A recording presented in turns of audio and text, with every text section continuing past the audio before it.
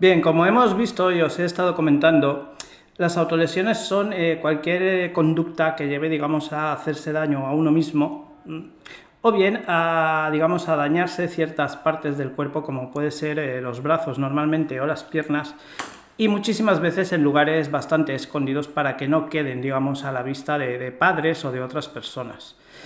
Como os comenté, el motivo de autolesionarse puede ser diverso. En el primer vídeo, en el primer corto, os dije un poquito la base más biológica. Hoy os voy a decir un poquito la base más social del tema de las autolesiones. Puede haber, por ejemplo, algo que haya presentado para el adolescente un cambio radical, a lo mejor en el estilo de vida, es decir, un cambio de institución escolar, un cambio de instituto, un cambio de grupo de amigos, rechazo. Pueden haber situaciones, como se llaman a veces, de carácter más radical, en el sentido de que puede haber también algún tipo de abuso, o bien bullying, o bien incluso pueden ser fruto o respuesta a una escasa gestión adecuada de lo que es un abuso, ¿vale? Por parte de otras personas, ya sea un abuso moral o un abuso, digamos, psicológico e incluso sexual. Las autolesiones se deben tratar en consulta y se deben tratar, digamos, a través de una mejor gestión emocional de aquello que produce que la persona canalice esas emociones a través de la autolesión.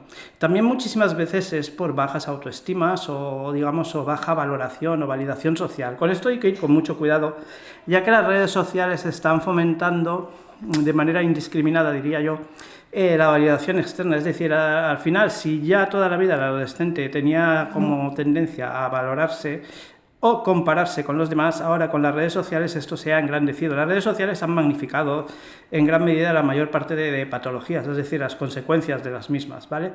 Entonces, cosas de las que tenemos que estar un poquito atentos o atentas, como madres, padres, educadores, etcétera. Pues, por ejemplo, ver si la persona presenta algún tipo de corte, por insignificante que sea, ver si es repetido, si se da solo a lo mejor en una parte del cuerpo, en determinados lugares del cuerpo. También vemos si, por ejemplo, cuando le encontramos esto suele poner excusas, es decir, no, es que me lo he hecho porque me aburría. Normalmente suelen a veces argumentar en esa línea, ¿vale?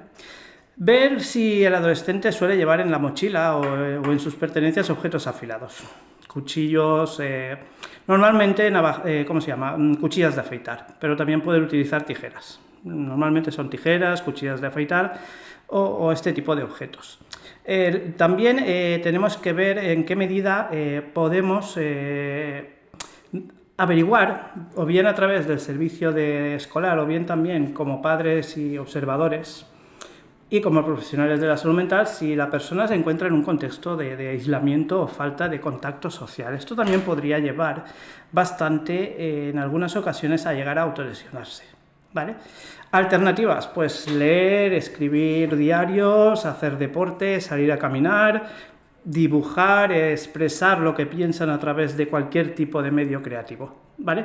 Y sobre todo, pues acudir, si las cosas vemos que no mejoran en un periodo de tiempo breve, acudir a un profesional de la salud mental para ver si, digamos, se puede solucionar con un simple proceso terapéutico, que es la mayor parte de veces, o bien si también detrás puede haber algún otro tipo de trastorno, como muchas veces puede aparecer un trastorno de conducta alimentaria, o también se puede dar con un trastorno límite de personalidad, ¿vale? Aunque no es, digamos, el gordo, digamos, no es lo que suele suceder, es decir, la mayor parte de las personas que se autolesionan no es por el trastorno, sino simplemente habría que averiguar si existe algo detrás. Dicho esto, pues nada, os emplazo a la sección de cortos, donde evidentemente os comenté que habrá una sección, digamos, particular para todo el tema de las autolesiones, ¿vale? Para que os pueda servir de ayuda.